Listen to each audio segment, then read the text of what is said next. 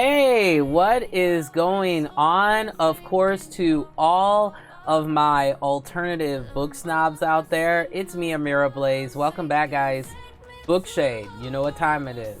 So, for today's episode, guys, I actually got this question asked to me yesterday. And to be honest, yeah, I was kind of a little bit dumbfounded. I was like, but I digress, guys. So for today's episode, we're gonna be focusing on romance books for men and some of the things that, let's say, if you're interested in giving a romance novel to a man, things that you need to consider, and much, much more, guys, for today's episode of Bookshade.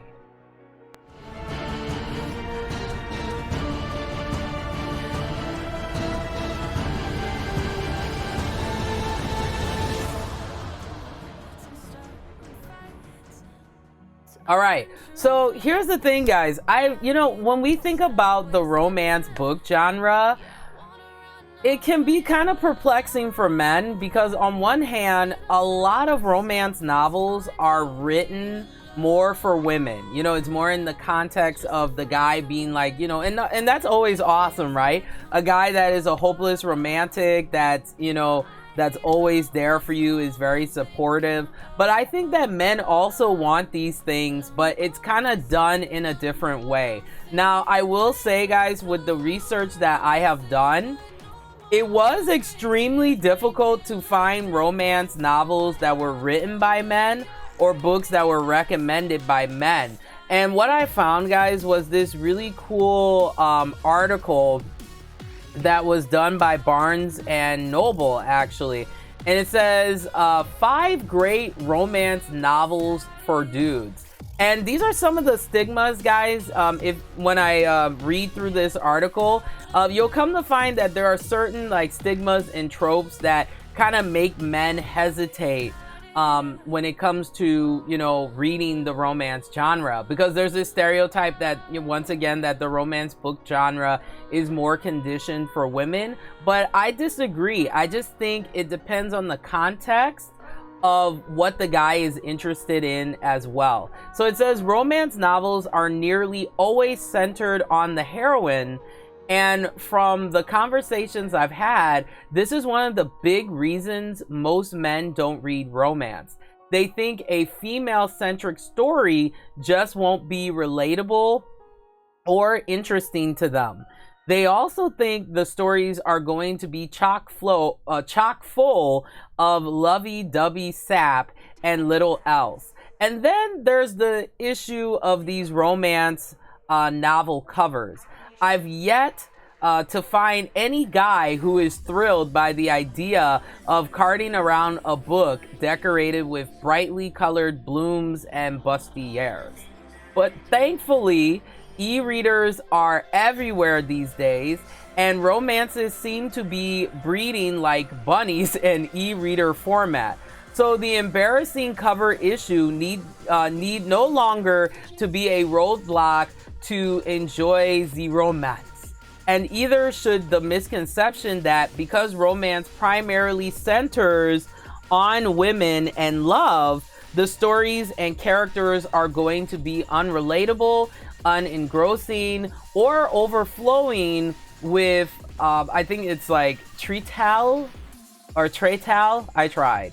Because as you see from, and then they have 5 different novels. But yeah, guys, these are some of the stigmas. That number one, a lot of men, there are a lot of men who don't feel comfortable carrying a book around that's super feminine. There are just guys that are very, very super masculine like that. But then we can't stereotype men as well, guys, because there are men who are comfortable with that. And then the other part of me finding recommendations of romance books for men, the other part of the conversation that doesn't always get talked about is men that identify as LGBTQIA, because there are some problematic things as well for men who are LGBTQIA, etc., because a lot of those romance books too is only focusing on like the sex part of it, and it's not, you know, focusing like a traditional heterosexual relationship at times.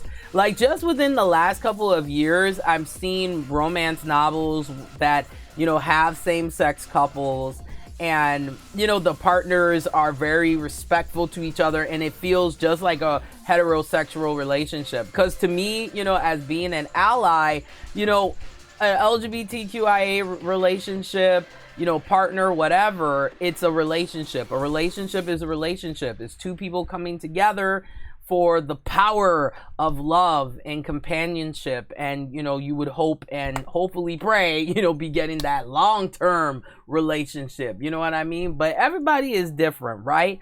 But that's one thing that I've observed, is those are the common stigmas, that some men just don't want something that's super flowery and, you know, cute, if you want to call it that. But then on the opposite side of the spectrum, like gay men, for example, you know, there are gay men that want a sophisticated type of romance novel and not something that's trashy. And that's still an issue in regards to more of the same-sex side of romance books, is I'm noticing a lot of, like, for the ones that I read on like Kindle Unlimited, there are a couple gems here and there, but for the most part, if I see a male-male relationship, you know, with two guys, it's going to just be very sexual and a little bit ratchet, and there's just not a dimension. It's just, this is just my observation. Like, same-sex couples are not seen in the same light, unfortunately, in regards to the romance genre at times, as heterosexual.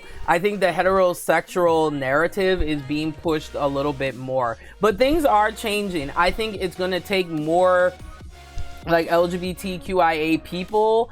You know, that's how it goes. If you feel that your voice is not being represented, then you have to be that platform in order for that awareness to happen. And there are stories that are coming out now with same-sex couples where it's awesome, it's really nice, and it's organic.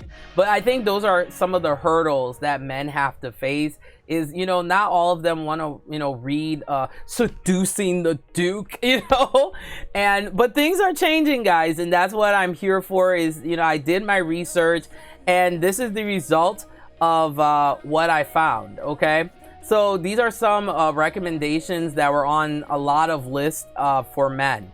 Now, the first thing you want to do, guys, when you're getting a romance novel for a man is find out what their hobbies and interests are. So, for example, Alexa Martin has this book that's called Intercepted, and there's also a second book in the series as well. Let me get the name of that one, actually, for you guys, because I remember. Okay, yeah, it's called Fumbled. Okay. So this book series pretty much focuses on like sports. It's a sports romance, you know, building up that tension, you know. But yeah, sports romances, you know, if you got a guy who's into sports, then I would say Intercepted, it's about football. Perfect, you know, so if he's into football, this might be a good, and it's not so ultrally feminine, you know, there's still that concept of football and, you know, and her being attracted to these type of men. So I would say definitely check this out. But yeah, you gotta find out their hobbies and interests first. Like, if you know, let's say they're into art, there's a lot of romance books that are geared from the male perspective, which I'll get to in a moment here. So we have Intercepted. Now this one is an interesting twist. It's called Our Souls at Night, and this is actually written by a man. So you get a whole different narrative. I think, you know, sometimes there is a difference between a woman that is writing a romance novel in the male point of view versus a man writing it in his own prose. So it is a different feel, you know, depending on the content of the material. But yeah, this book is called Souls at Night by Kent Haruf, and it's pretty much like this, like, second chance romance. So you have these two people, and, you know, they have families, but, you know, because of circumstances, they end up pretty much being similar to being like divorced in a way. And this is their romance of them coming together and taking a second shot at love because their significant others left them and they just didn't have time for it. So that was the synopsis that I read.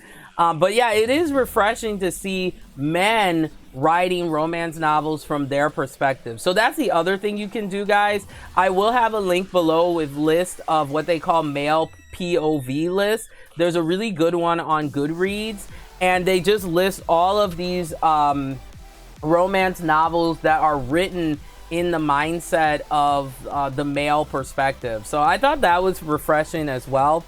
Now, for heterosexual men, some of them, I don't know what it is, but a lot of them love lesbians. I swear. A lot of them love this lesbian love, even though they do not have a chance in hell, but it seems a lot of guys are, into this. This is a book by Olivia Wate, and it's called The Lady's Guide to Celestial Mechanics. So, if you got a guy that's like, man, I love me some lesbians, here you go. But yeah, I've noticed that there are a lot of heterosexual men that love like two women being together, even though like they would not be interested in you. But different relationships out here these days, okay? Yes, go on. All right, so next, this is written by a man. Once again, this is by Sidney Sheldon, and it's called Master of the Game. It's the world's master storyteller.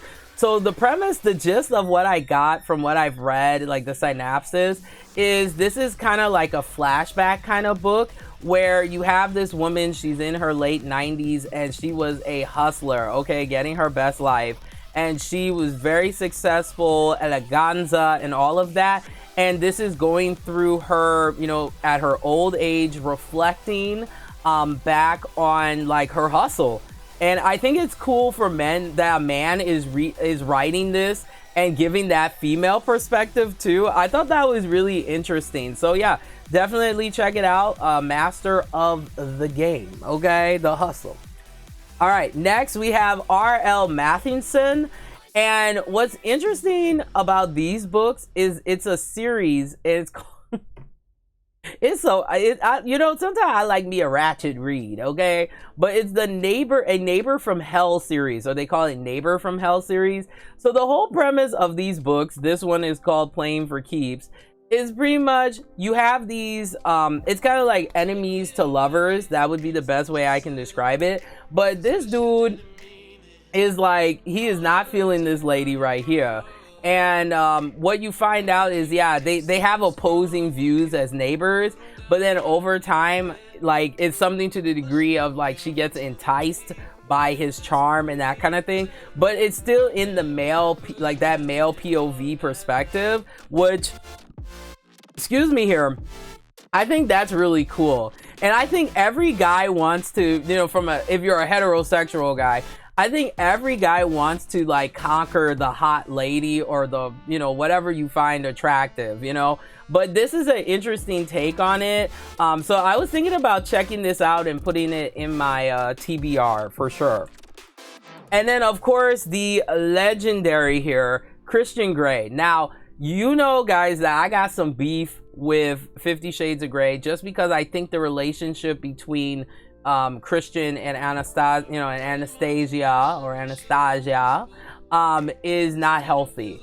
But the reason why I suggest this one for men though is like it is interesting to see like through Christian Grey's eyes what he thought about Anastasia and their relationship. And there is a sequel book which is called Darker, but it is really funny in some parts where he's just like, he's like, this woman is so weak. Like I could conquer her, but I think some guys would find this refreshing. But I also would recommend this to men as well, because this is not how you're supposed to run a relationship.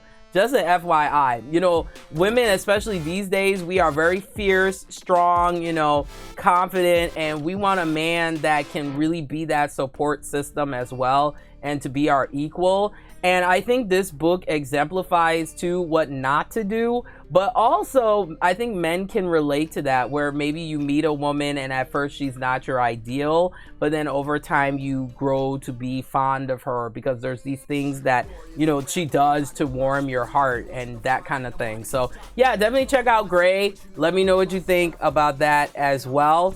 We also have this series. I don't know what it is with some men, but some men really like espionage and James Bond and that kind of thing. This is very similar. This is called The Spy Master's Lady, and it's by Johanna Johanna Bourne. Yeah, there we go. But yeah, it's just that same premise too. You know, you got these two spies and they're falling in love, and it's, you know, it's a beautiful thing. But yeah, a lot of guys, I don't know what it is, but yeah, a lot of guys be loving some, you know, spy espionage. The other genre that I would recommend as well, guys, would be what they call the romantic suspense genre, because the romantic suspense genre, it kind of is not always so cheesy. It's focusing more on like the action, and there are some guys that are hopeless romantic, so I don't want to, you know, generalize men like that. But the way that romance books sometimes are marketed is not really friendly for, you know, men in that degree. But yeah, if you're into like Mission Impossible, you know, that kind of espionage kind of thing, but you want it in more of that kind of like historical type of setting, this could be for you. Okay. And then finally here we have Nobody's Darlene once again by Teresa, I think it's like Medeiros. I tried here, but yeah, it has that same like kind of similar concept too, where this is not it's not espionage like spy, but it's more about, okay, so what this book is about is it's pretty much this aristocrat woman named Esmeralda Fine, and she is attracted to a gunslinger whose name is Bill Darlene, okay? And this book, it really kind of balances, from the reviews that I read, like the comedy, the seriousness, the gunslinging action. But when you look at the cover, you wouldn't think that, right? So you don't judge a cover, you know, you don't judge the cover of the book, you know? All right, don't judge a book by its cover. There we go. I can finally, you know, my mind's finally working right. Yes, go on. But yeah, those would be my recommendations, guys, for the gentlemen, all you very, very smexy, proper gentlemen out there. But guys, if you a guy, or even if you a lady too, and if you have recommendations as well, definitely let me know. Oh yeah, there is one more. I completely forgot here. I'm so sorry, guys. So out of the loop today. This is, of course, for my gay men out there. If you are interested in this type of time period, this book is very, very well respected in regards to African American literature that surrounds the LGBT QIA community, or as they call it, queer people of color as well. A lot of terminologies, but this book is called Drapemainia. And it's pretty much, it takes place in the Civil War, and it's about being a gay slave. And these two guys, you know, living on a plantation and coming together. And, you know, as you can see, they got Civil War outfits and fighting together and everything. It is probably, guys, one of the most very rare books that I could find with gay black men. And actually done in like a good way, like a well respectable way that's not so, you know, stereotypical, because that's the issue sometimes when you have minorities in the romance literature genre, is sometimes the couples can be very stereotypical. It doesn't feel organic, but this apparently it's really well written. Some people say it's a masterpiece within this, you know, particular genre here, but it's done by John R. Gordon. So I just wanted to give as many recommendations for those who are, you know, heterosexual or whatever. You know, we're all inclusive here, so I like to give, you know, those different types of recommendations for sure. But yeah, that's all I got here, guys. messy ass show today. But no, let me know, guys, what you think about romance books for men, or in that vicious comment section below, guys. Leave some tips. What should we look for? What are the things that we should consider, and all of that. So guys, like I always say, remember to embrace the darkness of reading. I'll see you guys very soon. Take care.